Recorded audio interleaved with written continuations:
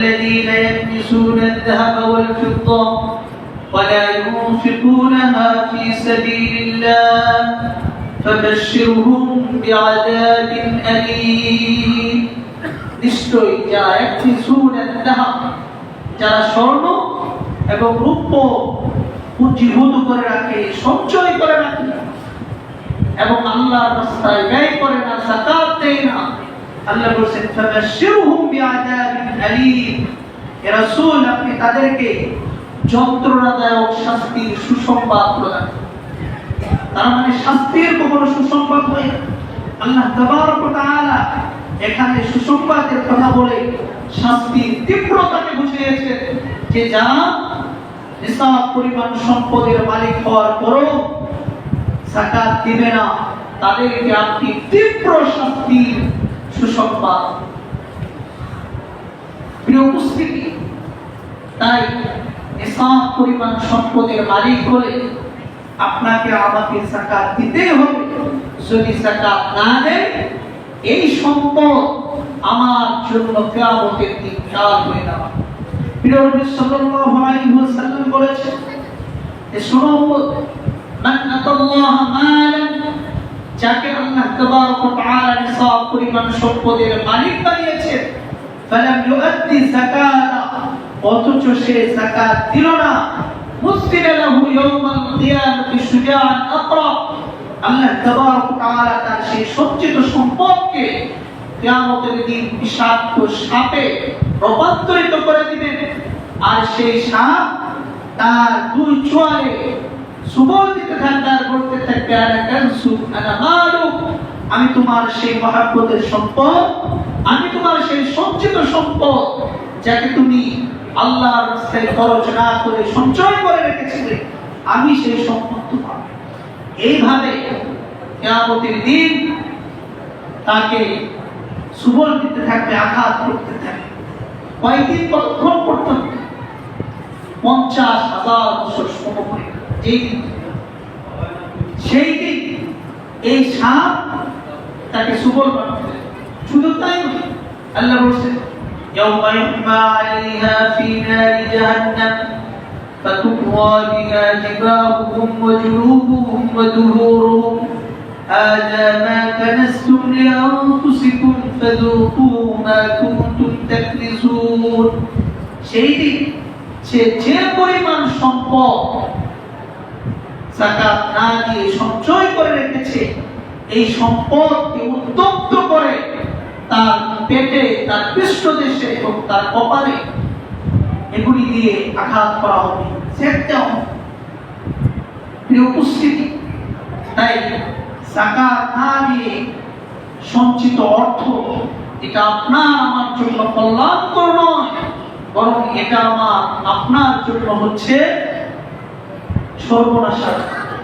এজন্য প্রত্যেকটা মুমিনকে যদি কিয়ামতের দিন জান্নাতে যেতে হয়, তাহলে আল্লাহ প্রদত্ত এই আবশ্যকীয় ফরমান অবশ্যই মানুষকে মেনে চলতেই।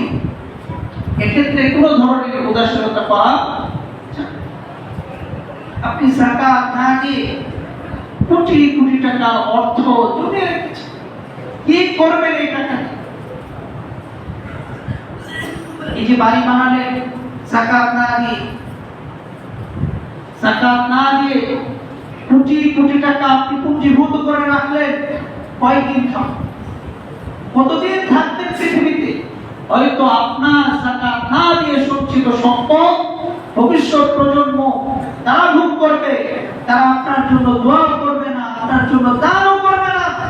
কিন্তু কিয়ামতের দিন মুসিবতের সময় আপনি চরম অপমানিত হবেন, লাঞ্ছিত অবস্থায় আপনি জাহান্নামে নিক্ষিপ্ত হবেন। সেই দিন যাদের জন্য আপনার কষ্টার্জিত সম্পদ মহব্বত করে যাকাত না দিয়ে রেখে গেছেন, তারা কোনো কাজে আসবে না। সেই দিন এরা কোনো সুপারিশ আপনার জন্য করবে না। তাই আল্লাহ তাবারক ওয়া তাআলা পবিত্র কালামে বলেছেন, ইয়া আইয়ুহাল্লাযীনা আমানু আনফিকু মিম্মা রাযাকনাকুম মিন ক্বাবলি আন ইয়াতিয়া ইয়াওমুন লা বাই'উন ফীহি ওয়ালা খুল্লাতুন ওয়ালা শাফাআহ ওয়াল কাফিরুনা হুমুয যালিমুন। ইয়া আইয়ুহাল্লাযীনা আমানু ওয়ালি তোমরা যারা ঈমান আনয়ন করেছো আনফিকু মিম্মা রাযাকনাকুম মিন ক্বাবল আন ইয়াতিয়া ইয়াওমুন লা বাই', ওই দিন আসার পূর্বেই তুমি যাকাত দিয়ে দাও যেই দিন কোনো ব্যবসা বাণিজ্য চলবে না। ইয়াওমুন লা বাই'উন ফীহি ওয়ালা খুল্লাহ, কোনো বন্ধু বান্ধব কোনো হিতাকাঙ্ক্ষীর কোনো কাজে আসবে না। ওয়ালা শাফাআ, কারো কোনো ধরনের সুপারিশ কাজে আসবে না।